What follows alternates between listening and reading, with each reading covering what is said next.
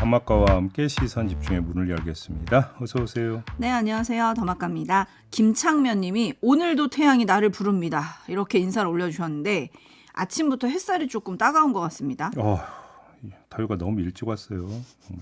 그렇지만 JB 집 에어컨이 살아났음을 축하드리며 네, 살아났습니다. 네. 살아난 게 아니라 살아 있었죠. 제가 몰랐을 뿐이지. 네. 무딘 JB. 네. 춘철님들께 살짝 알려드리면 리모컨이 고장이었대요. 에어컨이 고장이 아니라. 그래서 리모컨을 살려가지고 에어컨이 살아났다고 합니다. 이런 걸 TMI라고 하는 거예요. TMI. 축하드리고요. 네. 그런데 이런 분도 계십니다. 더울 때 에어컨 좀 틀지 마. 닉네임부터 좀 범상치가 않잖아요. 어떻게 사시는지 저는 궁금한데요. 그러면 알려주셨어요. 전 여름에도 전기세 10,000원으로 버팁니다. 어떻게? 대단하십니다. JB보다 더 대단하십니다. 계곡에 사시나? 네? 계곡에 살면 시원하거든요. 더우면 들어가고. 하지만 도심에 사시는 것 같긴 한데 어쨌든 여름에도 전기세 10,000원으로 버티신다고. 예. 정말 대단하신 것 같아요. 네. 혹시 은행에 하루 종일 계시는 거 아니겠죠? 그리고 1105님은 사진과 함께 이렇게 보내주셨어요. 건물주 JB님 저 취업 좀 시켜주세요 라고 보내주셨는데 에? 무슨 얘기냐. 지나가다 한 건물을 봤는데 건물의 간판이 JB 이렇게 써 있어요. 제발 그랬으면 소원이었겠네요. 소원이. 정말로. 건물주 JB 취업 좀 시켜주세요. 1105님의 부탁이었습니다. 건물 이름이 JB인가요? 네, JB라고 딱 써 있네요. 여기 주소 좀 알려주세요. 가서 그러니까 그 월세 계약금 좀 깎아주나 한번 보게. 자, 그리고 별동이 아빠님, 육아휴직하고 매일 아침마다 아기 유모차 끌고 한강 산책하면서 시선 집중 듣는 게 일상이 됐습니다. 예. 육아휴직이라고 하는데 휴직이 아니라 이직이네요. 허허허라고 웃어주셨네요. 그 대다수의 남성 보고 너 아이돌 볼래? 일할래? 그러면 대답이 어떻게 나올 거라고 생각하십니까? 일할래. 저도 그렇게 추정을 하고 있습니다. 네. 왜냐면 얼마 전에 TV에서 봤는데 박지성 씨 아시죠? 축구선수. 네. 박지성 씨한테도 누가 물어봤거든요. 축구가 어려워요? 육아가 어려워요? 그랬더니 육아가 어렵다고 하더라고요. 대다수의 남성이 그럴 거라고 생각을 합니다. 하지만 별동이 아빠님 그래도 유모차 끌고 아침마다 한강 산책하면서 시선 집중 듣는 아침은 좀 괜찮으실 것 같은데요? 대단하십니다. 네. 아니 이거 진짜로 대단하십니다. 그러니까 네. 널 사탕해님이 JB는 좀비 아니냐고 해주셨는데 무슨 말씀이세요? 김종배의 줄임말입니다. JB 이니셜이고요. 네, 저 그 얘기 왜 안 나오나 했어요. 좀비라니. 자, JB 타임즈 오늘 주목할 첫 번째 뉴스는 어떤 건가요? 우원식 국회의장이 어제 기자회견을 열었어요. 원구성과 관련해서 이런 입장을 밝혔는데 들어보시죠. 그간의 과정과 국민 눈높이를 종합적으로 살필 때 상임위원장 배분은 1당 11개, 2당 7개가 합당하다고 판단합니다. 우선 민주당이 18개 상임위원장을 모두 맡는다는 것은 지난 총선에서 국민의힘을 지지한 국민들의 권리를 침해하는 결과가 될 수 있습니다. 의석수를 보더라도 그렇습니다. 신중해야 합니다. 네, 사실 이 발언은 별로 새로울 게 없습니다. 민주당도 11대 7의 배분 비율을 이미 제시한 바가 있지 않습니까? 그런 점에서 새로울 게 없고 18개 위원장 독식은 국민의힘이 원구성을 거부할 때의 차선책으로 민주당이 제시했던 거 아니겠습니까? 그러니까 최소한 11대 7로 나누는 거다. 민주당도 여기에 반대하는 건 아니지 않습니까? 그래서 새로울 게 없는데 따라서 핵심 문제는 배분 비율이 아니고요. 이 배분의 데드라인이 언제냐? 이거 아니겠습니까? 도대체 언제까지 이 공전 상태를 두고 볼 것이냐 이 문제인데 관련해서 우원식 의장이 이런 말도 했습니다. 들어보시죠. 멀지 않은 시간 안에 제가 결론을 내려고 합니다. 6월 국회를 지키겠다 이런 거니까요. 네, 제가 볼 땐 이게 핵심입니다. 우원식 의장은 믿을 것 하나도 없는 전략을 펴고 있다. 이렇게 정리를 해야 될 것 같은데요. 어떤 점에서요? 자, 우원식 의장의 입장에서 첫 번째 과제이자 압박 요인은 뭐였겠습니까? 원 구성을 질질 끌어서 개혁 입법을 지연시킨다라는 공격을 피하는 거 아니었겠습니까? 11개 상임위원장을 선출함으로써 이 공격은 피해 갔습니다. 나머지 7개 상임위원회는 민주당이 국민의힘 몫으로 떼어놓은 것입니다. 이것은 어떻게 해석이 가능하냐면 이 상임위를 통한 개혁 입법 과제는 별로 없거나 상대적으로 중요하지 않다고 봤다라는 해석도 가능하다라는 겁니다. 민주당이 국민의힘 몫으로 떼어놨다라고 하는 그 점에서 추정을 한다면 따라서 7개 상임위원회를 놓고 호흡을 조절하면서 최대한 기다리는 모습을 보인다고 해서 이게 개혁입법 지연이다. 의장이 해태하고 있다. 이런 식의 목소리가 나올 가능성은 별로 없다라는 것입니다. 오히려 앞서 말한 그런 식으로 이야기를 하면은 두 가지를 모두 얻을 수 있죠. 첫째, 공정한 국회 운영을 하는 모습을 부각시킨다라는 점. 둘째, 나중에 원구성을 마무리할 때의 명분을 확보할 수 있다라는 점. 요 두 가지 아니겠습니까? 원구성에 관한 이야기는 뭐 이 정도로 마무리하고요. 이번엔 입법 청문회 얘기로 좀 돌아가겠습니다. 최상병 특검법 얘기를 하는 건가요? 그렇습니다. 국회 법사위원회가 야당 주도로 오는 21일 최상병 특검법 입법 청문회를 열기로 했어요. 이건 전해드렸습니다. 모두 12명의 증인을 채택을 했죠. 근데 이 증인들 상당수가 출석하겠다 이렇게 의사를 밝혔다고 합니다. 예상외인데요. 이종섭 전 국방장관, 뭐 박정훈 대령은 말할 것도 없고요. 예를 들어서 이종섭 전 국방장관 측의 김재훈 변호사는 최상병 순직 사건 처리 과정에 위법 행위가 전혀 없었기 때문에 이종섭 전 장관은 당당하게 출석해 있는 그대로 말할 것이다. 이렇게 밝혔다고 합니다. 당당하게? 네. 뭐 박정훈 대령 측의 김정민 변호사도 박 대령은 최상병 순직 사건 처음부터 지금까지의 과정을 자세히 진술할 준비가 돼 있다 말을 했고요. 이 둘만이 아닙니다. 임성근 전 해병대 1사단장, 유재은 국방부 법무관리관 등등도 참석 의사를 밝혔다는 거 아니겠습니까? 그러니까요. 이 뉴스 보고 예상 외다 다 나온다고 하네 이런 생각이 들긴 했는데 네. 이러면 입법청문회가 진실찾기의 장이 될 수 있는 거냐 이게 관심입니다. 일단 먼저 점검할 게 있는데요. 자, 출석 의사를 밝혔는데 정말 최종적으로 출석을 할 것인가? 이건 좀 돌다리 두드려 보는 어떤 심정을 한번 점검을 해봐야 되는 거 아니겠습니까? 아닐 수도 있나요? 자, 이종섭 전 장관 측의 주장을 더 들어봅시다. 이렇게 말했어요. 국정조사는 수사 중인 사건의 소추에 관여할 목적으로 행사되면 안 되는데 이를 회피하기 위해 입법청문회라는 형식을 빌린 것이 아닌가 생각한다. 이렇게 말했습니다. 다시 말해서 편법이다라는 겁니다. 네. 자, 일단 이종섭 전 장관 측에서는 입법청문회를 편법이라고 보고 있는데도 출석 의사를 밝혔습니다. 근데 이 틈을 만약에 국민의힘이 치고 들어온다고 한번 가정을 해보죠. 자, 청문회 불참을 요구하면 어떻게 되겠습니까? 이건 편법이다. 참석하면 안 된다. 만약 이렇게 치고 들어올 경우에 나중에 참석하려고 했는데 부득이하게 불참할 수밖에 없게 됐다라고 나설 가능성을 완전히 0%로 배제할 수 있겠느냐라고 하는 점을 한번 짚어봐야 될 것 같은데요. 뭐 그런 일이 발생하지 않을 거라고 그냥 믿읍시다. 믿고 그 다음 이야기로 넘어가겠는데요. 자, 이종섭 전 장관 측은 그다음에 다른 그 증인들도 국민의힘이 국회의사 일정을 보이콧하고 있는 걸 뻔히 알면서도 참석 의사를 밝힌 거 아니겠습니까? 네. 그러니까 참석한다고 치고 그 다음을 좀 짚어보려고 하는 건데요. 그러면 입법청문회가 열립니다. 21일에 어떤 장면이 연출이 될까요? 제가 볼 때 한마디로 정리하면 야당 독판이 연출된다. 이런 말씀을 독판. 왜 그러냐? 두 가지 점에서 그렇습니다. 자, 이 독판이라고 하면서 국민의힘이 입법청문회를 보이콧한다는 걸 전제로 지금 드리는 말씀인데요. 국민의힘 의원들이 입법청문회장에 들어오지 않으면 어떻게 되는 거냐? 첫째, 여야 의원 간의 공방 속에서 이른바 물타기성 질문 여지가 없어집니다. 애당초 성립이 되지가 않습니다. 질의응답의 밀도가 매우 높아진다. 이런 거 아니겠습니까? 두 번째, 의원별로 질의응답 시간이 2배로 늘어나게 됩니다. 왜? 국민의 몫이 없어지는 거니까. 그렇지 않겠습니까? 자, 시간 없어서 진실을 캐다 말았다라는 주장은 성립하기 힘들다라는 이야기가 되겠습니다. 다시 말해서 진실 찾기용 청문회로서는 밀도를 최대로 끌어올릴 수 있는 환경이 조성될 수도 있다. 역으로 보자면 이런 이야기가 되는 겁니다. 이러면 뭐가 관건이 되는 거겠습니까? 실력이 관건이 될 것이다라는 겁니다. 야당 의원들이 얼마만큼의 송곳 질문을 해서 진실에 다가가는 길을 여느냐라고 하는 바로 그 실력. 다시 말해서 의욕과는 별도의 실력.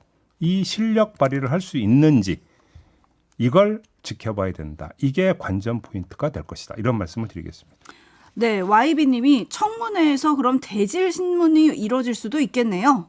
이런 전망해 주셨고요. 송진수님은 꼭 챙겨보겠습니다. 물프레님은 당당히 출석하신다니 폰도 당당히 가지고 나오세요. 다들 폰을 지금 바꿨다는 거죠. 네. 그리고 까치놀림 보아하니 이제 국회의 시간이겠네요. 청문회 시작하면 여당 보이콧 유지할 수 있을까요? 라고 물음표 보내주셨네요. 저기서 그러니까 다시 한번 말씀드리면 여당은 보이콧을 하고 있는데 관련자들이 출석하기로 했다. 이건 엇박자이냐 아니면 다른 그림이 있는 것이냐. 사실은 이게 제일 궁금한 부분이거든요. 네. 현재로서는 좀 알 수가 없습니다. 다만 역으로 이런 추정도 가능합니다. 그러니까 증인으로 채택된 사람들 가운데 박정훈 대령이나 이런 그 사람 말고 이종섭 전 장관이나 임성근 전 일사단장이나 유재은 법무관리관이나 이런 쪽에서 볼 때 청문회에서 만약에 방어만 제대로 한다면 방어를 제대로 할 수 있다면 최상병 특검법에 대한 반대 여론을 자극할 수도 있다는 혹시 이런 판단을 했을까요? 만약에 이런 판단 하에서 참석한다고 결정을 받다면 그 얘기는 국민의힘으로 불똥이 튑니다. 그럼 지금 국민의힘은 의사일정 보이콧하는 것이 뭐냐면 패착이라는 얘기가 되어버리는 거니까. 그렇게 연결이 될 수 있는 거 아니겠습니까? 어떻게 해석을 해야 되는 걸까요? 반면에 0097님이 모두 청문회 나와서 수사 중인 사항이라 진술하기 힘들다. 이렇게 얘기하면 어떻게 됩니까? 그러면 최상병 특검법에 대한 여론을 이제 역으로 그러니까 자극하게 되겠죠. 더 특검이 필요하다. 이런 그래. 식으로 여론이 흘러갈 수 있다. 이 말씀이신 아니 거죠? 한번 그림을 가정해 보세요. 자, 박정훈 대령도 출석한다라는 게 포인트예요. 그러면 박정훈 대령은 계속 자세하게 진술을 하는데 예를 들어서 이종섭 전 장관이나 뭐 임성근 전 일사단장이 지금 수사 중인 상황이라 저는 이야기를 못 하겠습니다라고 해버리면 대비 효과가 발생을 하는 거 아니겠습니까? 그러면 그 대비 효과가 지켜보는 국민들 뇌리에 어떤 인식을 심어주겠습니까? 그럼 여기서 분석하고 말 것도 없는 거 아니겠습니까?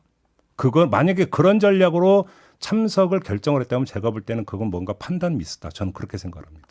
네, 레드헤어님이 방어 아이템을 장착하지 않았을까요? 이제 야당 의원의 실력 검증의 장이 되겠네요. 라고 해주셨는데 어떻게 진행될지 시선 집중하겠습니다. 그리고 만약에 나온다고 했는데 안 나오면 어떡합니까? 이런 질문들 많이 나오는데 지금 예. 민주당이 증언감정법에 따라서 처벌 절차를 밟겠다. 필요한 경우에 동행명령장을 발부해서 강제 구인한다. 이렇게 얘기를 했습니다. 네. 뭐 정청래 법사위원장이 본인이 직접 가겠다. 이런 얘기도 주변 의원들한테 했다 그러던데요.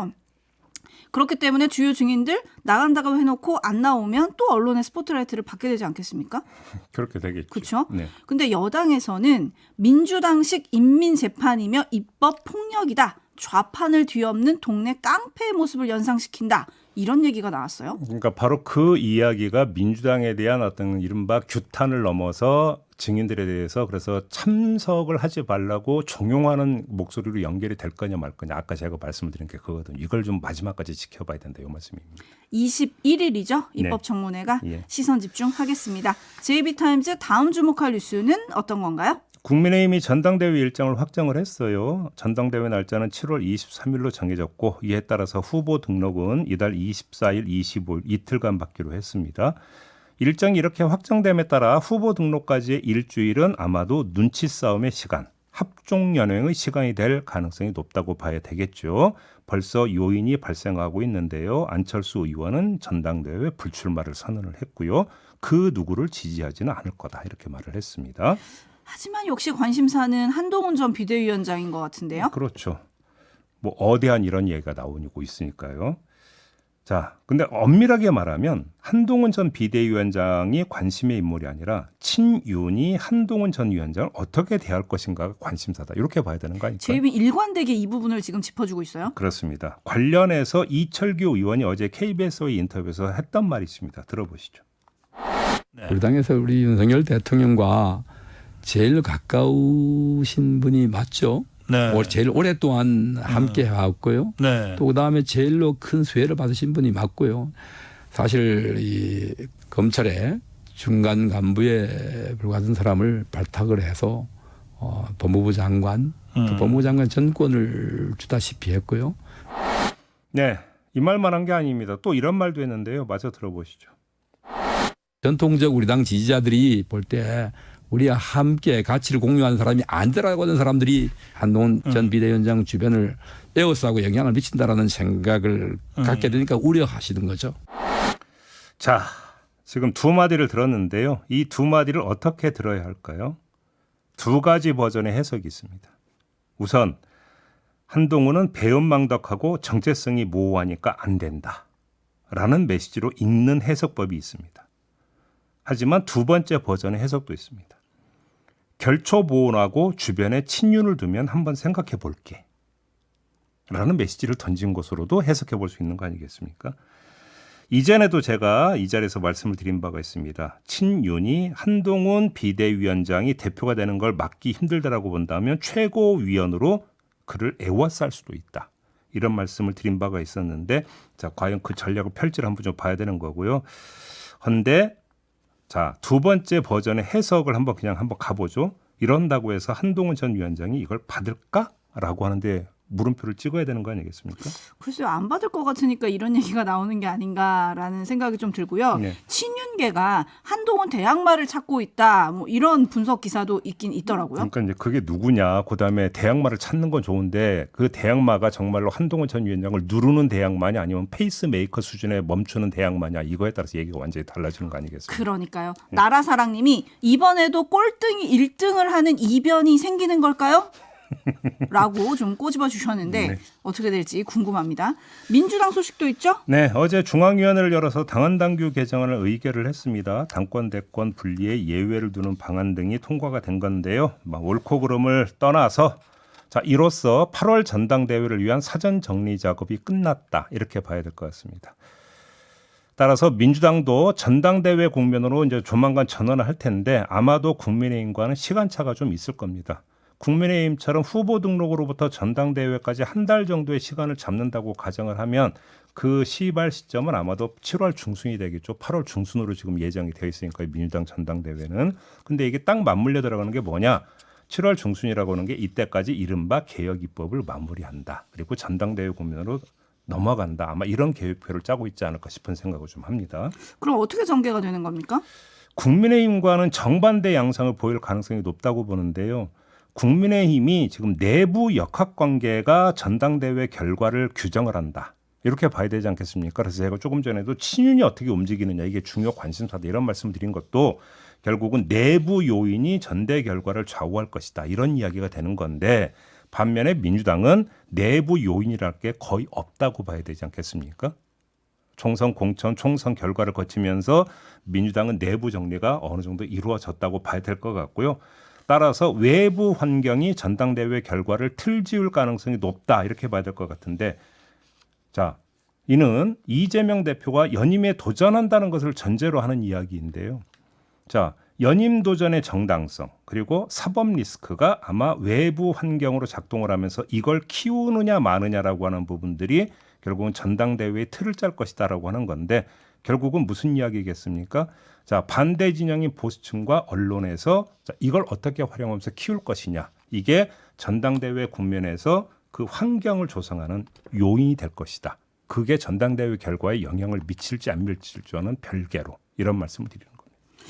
뭐 하지만 어쨌든 이재명 대세론이 지금은 민주당을 지배하는 것 같아가지고요. 그렇습니다. 네, 이달 말 전당대회 준비위원회 출범 전후로 이재명 대표가 직접 입장을 밝히는 자리가 마련이 될 거다 이런 전망이 나오더라고요. 왜냐하면 지금까지는 이재명 대표가 본인의 연임에 대해서 말을 아끼고 있잖아요. 어차피 만약에 이재명 대표가 연임에 도전한다면 변수가 있겠습니까?